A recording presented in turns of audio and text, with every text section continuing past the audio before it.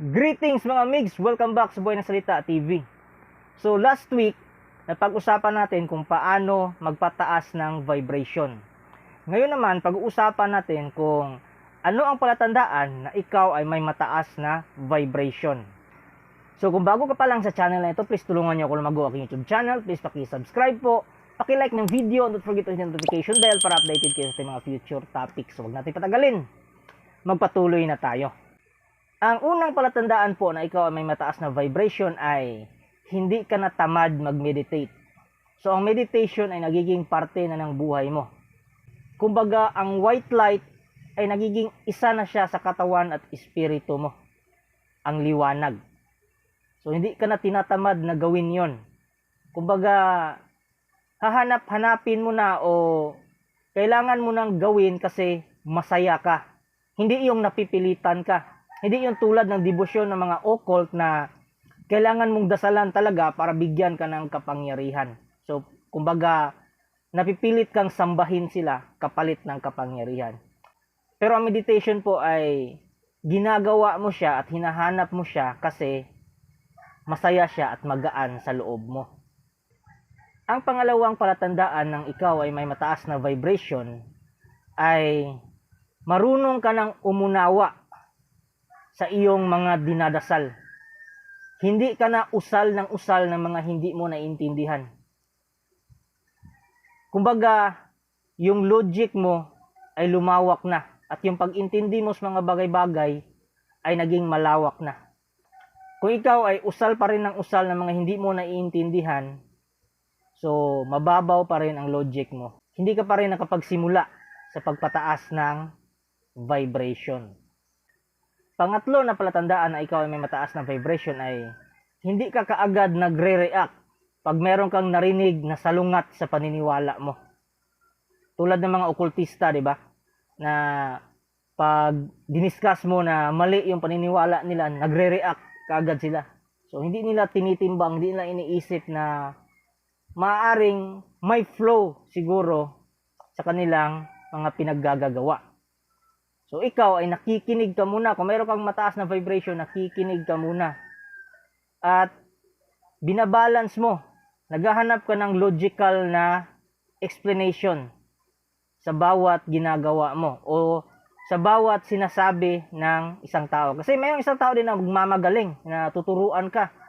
Tuturuan ka ng kung ano-ano tapos kabulastugan pala. Pagsamba lang pala sa mga deity o mga elemento ng Pinoy occult. Kasi yung mga occultista na mababa yung frequency, kapag may narinig sila na salungat sa paniniwala nila, nagagalit kaagad, nagre-react kaagad. Ang may mataas na frequency na tao ay passive lang. Ina-absorb niya yung maganda, tapos ina-analyze niya yung hindi maganda. For example, yung Anima Christi na corrupted, maraming nagalit.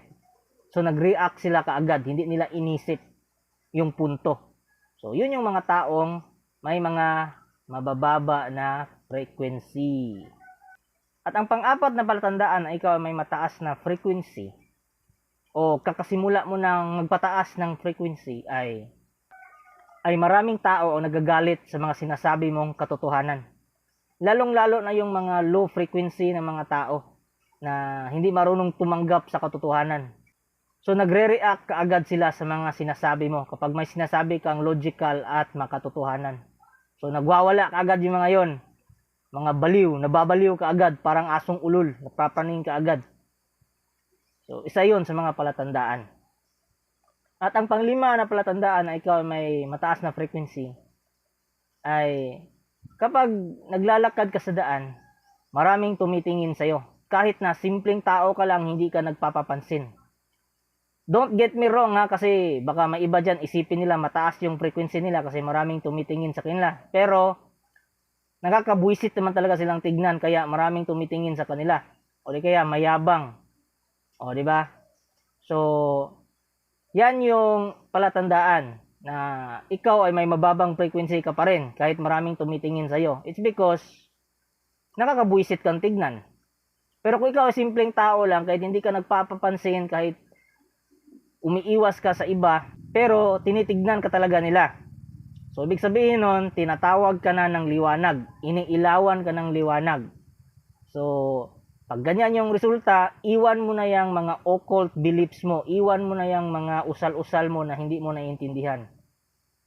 Sumapi ka na sa liwanag.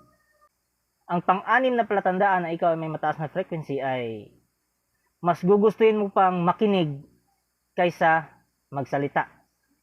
Kahit nga ako gumagawa ako ng video, ako yung nagsasalita, pero sa mga araw na bakante ako, wala akong ginagawa, nakikinig ako sa ibang mga tao, nakikinig ako sa lectures ng ibang mga tao, kasi ina-absorb ko para yung wisdom natin, yung knowledge natin ay madagdagan.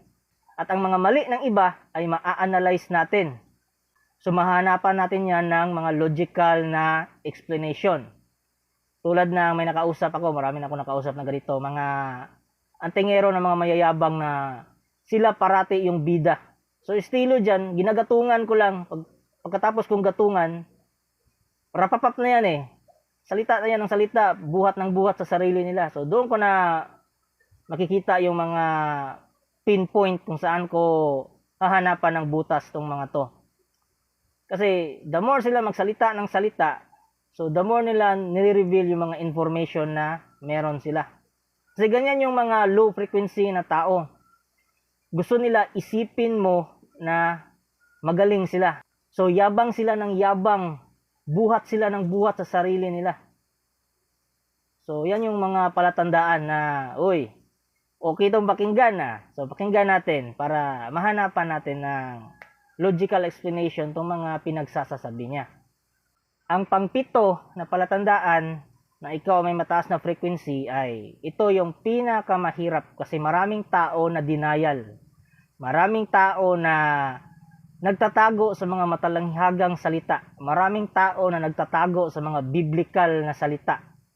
Ayaw nilang tanggapin ang tunay nilang ugali. So ang pangpito ay ito. Gumagawa ka ng mabuti dahil alam mo ito yung tamang gawin. Yung mga taong mababa ang frequency, gumagawa sila ng mabuti dahil may Diyos na nakatingin sa kanila. Takot sila. Takot silang maimpyerno. Mali yon. Kasi ang dapat, may Diyos man o wala na nakatingin sa iyo, dapat gumawa ka ng mabuti kasi alam mo yon ang tamang gawin. Yan yung pinakamahirap kasi maraming Pilipino na denial. Maraming Pilipino na mapagpanggap. Maraming Pilipino na nagtatago sa mga biblical verses. Pero yung gawain nila sa buhay ay salungat sa mga biblical verses na sinishare nila. Actually mga migs, marami pang palatandaan na malaman na kung mataas na ba yung vibration o nagsisimula ka ng mataas. Hindi po ibig sabihin na check ka sa mga sinasabi ko, yung 7 na sinabi ko.